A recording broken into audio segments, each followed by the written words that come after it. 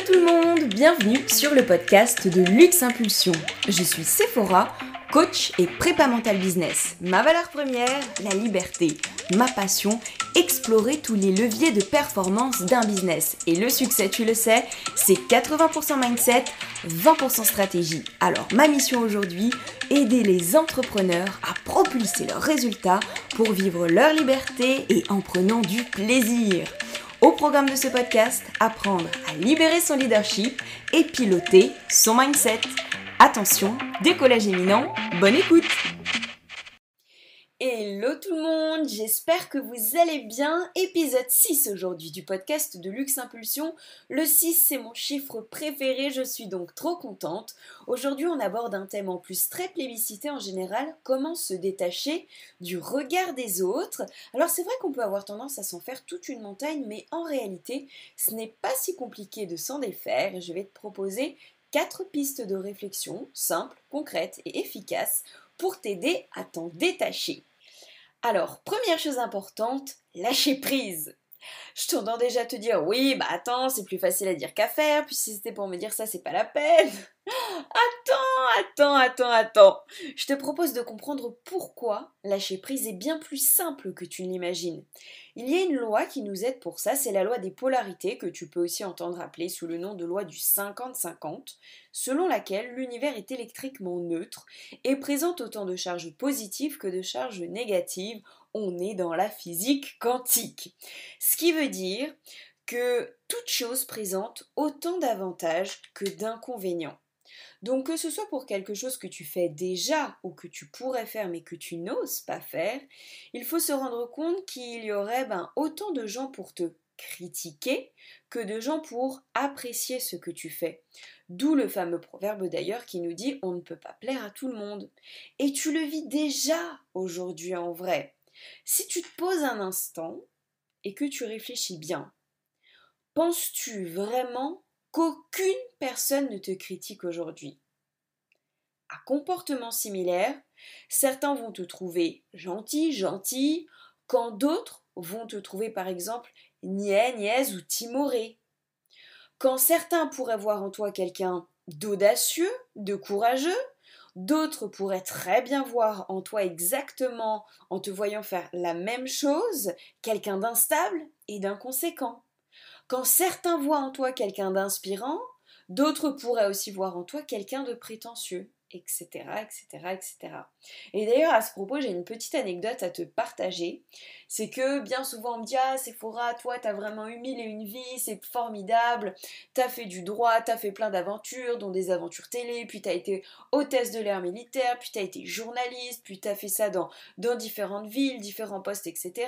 Puis après, tu t'es lancé dans l'entrepreneuriat, t'as monté une grosse équipe dans le MLM, et puis là, vraiment, tu t'es consacré au coaching. » Et en fait, ce que je veux te dire, c'est que quand certains vont voir que j'ai pu avoir le courage, justement, à chaque fois d'opérer des switches professionnels, quand je sentais que j'étais plus vraiment alignée, ou que ça me passionnait plus, ou en tout cas que ça n'était pas la vie que je souhaitais à l'instant T, d'autres, par exemple, un peu comme lorsque j'avais intégré mon dernier job de journaliste, qui était la RH du groupe.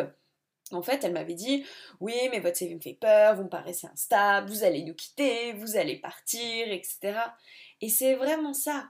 C'est-à-dire qu'à situation similaire, il peut y avoir mille et une lectures de la même situation, mille et une perceptions des choses. Bon, bah tu vois d'ailleurs, elle n'a pas vraiment eu tort, parce que 2 ans après, je l'ai quittée, mais peu importe.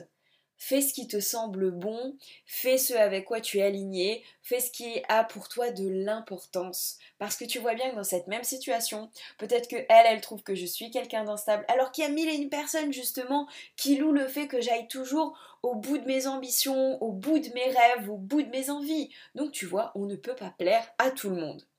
Le jugement humain est une réalité à laquelle tu es exposé. Ça, c'est une certitude. Et c'est pour cela que puisque tu ne peux rien faire, autant lâcher prise. Et focus sur les 50% qui apprécient ce que tu fais ou dis, plutôt que sur les 50% qui te remettent en cause ou te critiquent. Deuxième chose importante maintenant. La critique de quelqu'un nous en apprend bien plus sur elle finalement, donc la personne qui nous critique, que sur nous-mêmes. Je m'explique. On aime les gens dans lesquels on se reconnaît et avec lesquels on partage le même système de valeurs. Et à l'inverse, on juge les personnes qui ont un système de valeurs différent du nôtre. Précisons en plus que si la critique peut être bienveillante certaines fois, elle peut aussi être l'expression d'une certaine jalousie, d'une certaine peur ou d'une incompréhension. Si je prends le succès d'un entrepreneur, par exemple, mais jugé par son entourage, ce peut être dû au fait que l'entrepreneur est entouré de personnes qui n'ont peut-être pas osé faire ce qu'elles auraient vraiment souhaité, qu'elles n'ont peut-être pas rencontré dans leur vie le succès, donc derrière je parle succès financier, mais aussi épanouissement, hein. C'est par succès j'entends vraiment faire ce que l'on souhaite comme on souhaite le faire, ok? Donc des personnes qui ne sont pas allées au bout de ce qu'elles auraient souhaité faire, de ce qu'elles espéraient, et pour qui c'est difficile justement d'être confronté à la réussite de quelqu'un qui réussit en faisant ce qu'il aime. Ça les renvoie donc à leur responsabilité personnelle d'avoir osé faire ou pas certaines choses, d'opérer ou pas certains choix, et pour se dégager de cette réflexion-là sur leur responsabilité personnelle, bah, c'est plus facile de juger l'autre pour le déstabiliser et qu'à son tour, il abandonne ses rêves, comme ça au moins tout le monde reste dans le même bateau et il n'y a pas de remise en question à opérer. D'ailleurs, si tu ne l'as pas lu, je t'invite vraiment à lire en fait l'allégorie de la caverne de Platon. C'est le seul bouquin de philo étudiant en terminale duquel je me souvienne, mais alors lui vraiment, je l'ai trouvé hyper puissant. Pour t'expliquer rapidement, mais vraiment ça vaut le coup de le lire, hein, j'insiste, c'est l'histoire en fait de prisonniers, si je me rappelle bien, qui vivent dans une grotte souterraine, et à un endroit de la grotte, si tu veux, la lumière en fait peut rentrer, il y a comme une ouverture avec des barreaux. Et en fait la lumière projette des ombres sur le mur opposé de la grotte, et il s'avère que ces ombres sont interprétées par les prisonniers comme des monstres, desquels ils ont suffisamment peur pour rester enfermés dans leur grotte sans même chercher à en sortir, jusqu'au jour où l'un d'entre eux, l'un des plus courageux, décide tout de même d'aller voir ce qui se passe à l'extérieur, malgré toutes les interdictions, les réprobations, les recommandations de ne surtout pas sortir et surtout de bien rester dans le groupe. Envers et contre tous, ce plus courageux donc sort et découvre alors à l'extérieur ce qu'ils interprétaient depuis toujours comme des monstres, source de menaces à leurs yeux, qui en définitive ne sont que des ombres projetées. Et persuadé d'avoir découvert cette vérité absolument révolutionnaire pour lui et son groupe, il s'empresse de revenir dans la grotte pour l'expliquer, persuadé que les autres membres ne seraient que trop heureux de la nouvelle. Sauf que contre toute attente, aucun d'entre eux ne l'a cru, et tous l'ont fait passer pour un fou en se moquant de lui. Le décalage était devenu tellement important avec leur système de croyance à eux qu'ils ont même fini par l'évincer du groupe. Morale de l'histoire, quand remettre son système de croyance en question est trop douloureux, trop déstabilisant, trop inconfortable, l'humain peut avoir tendance à tourner en ridicule les croyances de l'autre alors même que celui-ci pourrait avoir raison. Et par là d'ailleurs, tu peux penser justement à Galilée qui disait que la Terre était ronde à l'époque où on pensait que la Terre était plate, etc. Voilà, des histoires comme ça, t'en as plein. Donc finalement, quand quelqu'un découvre une nouvelle, comment dire, réalité, vérité d'une certaine façon, qui est en totale contradiction avec le système de croyance du moment, eh bien, ça peut être une vraie source de rejet. Eh bien, c'est la même chose lorsqu'on est entrepreneur. Donc pour en revenir à nos moutons initiaux, le jugement de quelqu'un, tu l'entends, nous en apprend bien plus sur son système de valeurs que sur nous-mêmes. Et c'est pour cela aussi d'ailleurs qu'il est toujours important de se demander à quel point aussi la personne est qualifiée pour nous critiquer. Par qualifiée, j'entends à les qualifications pour en fait analyser et juger de la pertinence de ce que tu pourrais faire. Exemple, si un ami ou un parent juge la pertinence de ton business, alors même que cet ami ou ce parent est salarié, est-ce un avis bien avisé à prendre en compte? Je te laisse seul juge. J'irai même plus loin, en disant que, vu que ce sont tes pensées qui créent tes émotions, qui dirigent tes actions et génèrent tes résultats, Ne prends alors en compte que les pensées des personnes qui ont les résultats que tu souhaites obtenir, car par là tu le comprends tout de suite. Si tu fais en fonction de ce que te dit quelqu'un, tu obtiendras alors exactement la même vie de cette personne, les mêmes résultats. Donc choisis bien qui tu écoutes. Et n'oublie pas non plus que les gens qui avancent, les gens qui réussissent, encouragent toujours les gens qui passent à l'action. Tu as le droit de faire le tri d'ailleurs dans ton entourage. Aimer quelqu'un, c'est savoir l'aimer dans son entièreté, avec ses qualités et ses défauts. Alors même si faire le tri, c'est vrai, peut parfois être difficile, il est au moins important de réussir à se détacher des critiques de ton entourage. Troisième chose importante, rappelle-toi de pourquoi tu fais les choses, l'intention initiale pour laquelle tu as voulu faire ces choses-là. Quoi que tu fasses, le fais-tu pour être aimé ou le fais-tu pour apporter de la valeur au travers de ce que tu proposes? Et dis-toi bien que c'est même parfois dans ton imperfection que tu inspires le plus. Car pose-toi 2 minutes et réfléchis. Quels sont les entrepreneurs qui t'inspirent le plus? Ceux qui te paraissent parfaits, pour qui tout semble facile et pour qui le succès semble avoir éclaté tout de suite? Ou plutôt ceux justement auxquels tu peux t'identifier grâce à des imperfections et qui te renvoient justement l'idée que s'ils sont imparfaits et qu'ils ont réussi, alors c'est que forcément toi aussi tu peux y arriver. Et quand tu prends même les plus grands entrepreneurs, les plus grands coachs par exemple, ils rappellent systématiquement d'où ils sont partis, quelles ont été leurs difficultés au début, justement pour permettre cette identification. Donc, rappel à soi-même, mettre le focus sur ce que tu apportes à l'autre. Quatrième chose importante, apprends à te connaître. Savoir ce qui est vraiment important pour toi, pour t'aimer vraiment. Définis ton système de valeurs. Ça va te permettre de faire des choix avec lesquels tu te sentes profondément aligné et pour lesquels tu auras la certitude de faire le bon choix pour toi.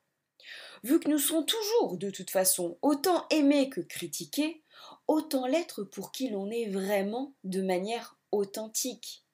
Il est important de comprendre, en plus, que lorsqu'une critique nous blesse, c'est qu'elle résonne en nous, qu'une partie de nous valide comme étant exacte et que nous n'avons pas appris à l'aimer. Exemple, si tu es une fille et qu'on te dit que tu es un garçon, ou si tu es blonde et qu'on te dit que tu es brune, penses-tu vraiment que cela va te poser problème? Penses-tu vraiment que cela peut t'affecter ou te blesser? Non, car tu as l'intime conviction d'être une fille ou d'être blonde. Autre exemple plus personnel. Un jour avec un groupe d'amis, alors que nous étions dans un mall, un centre commercial aux États-Unis et qu'elles avaient faim, je leur propose d'aller au resto, se poser et puis commencer à prendre un verre pendant que moi je vais chez Victoria's Secret, ma grande passion de l'époque. Bon, finalement, elle décide de m'attendre et moi je décide d'aller quand même chez Victoria's Secret. J'y passe un certain temps, peut-être 30 minutes, je ne sais plus exactement, mais pour moi, le moment était presque sacro-saint, donc c'était vraiment important. Bref, je finis par ressortir avec mes emplettes, heureusement, sinon je crois qu'elle m'aurait tuée. Et puis, l'une d'entre elles me reproche d'avoir passé un certain temps justement dans la boutique alors que je savais qu'elle m'attendait. Elle me reproche à ce moment-là d'avoir fait passer mon intérêt personnel avant l'intérêt collectif, en gros. Et là, j'aurais très bien pu me vexer, mal le prendre, mal vivre cette critique, mais pas du tout. Je lui ai dit, tu sais quoi, je comprends, c'est ok. Et vous savez pourquoi c'est ok?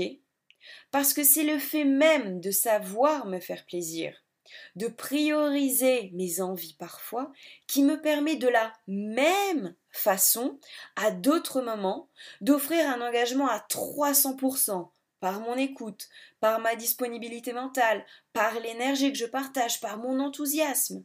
Et l'un n'irait pas sans l'autre, car comme je vous l'expliquais au début de ce podcast, tout est 50-50.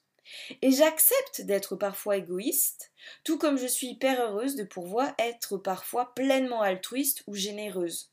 Je suis les deux, et c'est ok.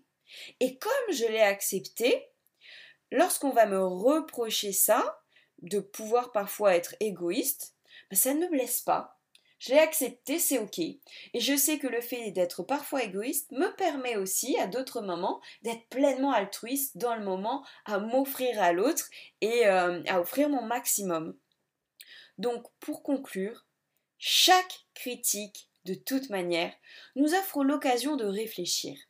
Réfléchir à notre système de valeurs, à celui de la personne qui nous l'a fait, réfléchir à qui l'on est vraiment ou qui l'on veut être.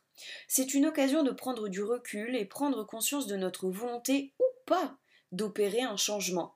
Chaque critique nous fait grandir dans tous les cas. Aussi, pour synthétiser donc les 4 tips pour apprendre à se détacher du regard des autres, on a vu 1. Rappelle-toi la loi du 50-50, tu es de toute façon déjà critiqué aujourd'hui pour ce que tu fais, autant qu'apprécié pour ce que tu fais, donc choisis là où tu veux mettre ton focus. Deuxième chose, la personne est-elle vraiment qualifiée pour te critiquer? La personne a-t-elle les résultats que tu souhaites avoir? Troisième chose, mets le focus sur l'autre plutôt que sur toi-même. Rappelle-toi de pourquoi tu fais ce que tu fais, quel est le profit et que souhaites-tu partager. Et enfin, quatrième chose, apprends à te connaître et t'aimer entièrement. Car chaque médaille a son revers et tes qualités et tes défauts fonctionnent ensemble. Alors c'est ok de ne pas être parfait et c'est ok d'être critiqué. Voilà les amis, j'espère que cet épisode vous aura plu, un épisode un petit peu plus court que d'habitude, mais qui j'espère vous aura donné les clés suffisantes pour changer votre perception, votre regard justement sur le jugement, ou le regard et l'importance qu'on accorde à ça. Vous le savez, votre engagement est précieux pour aider le podcast à se développer, alors n'hésitez pas à le partager à quelqu'un qui souffre justement de ce rapport au regard des autres. Aussi, je serais ravie de vous lire. Laissez-moi un commentaire sur votre plateforme d'écoute, une note pour soutenir le podcast. D'avance, grand merci et je vous dis à très bientôt.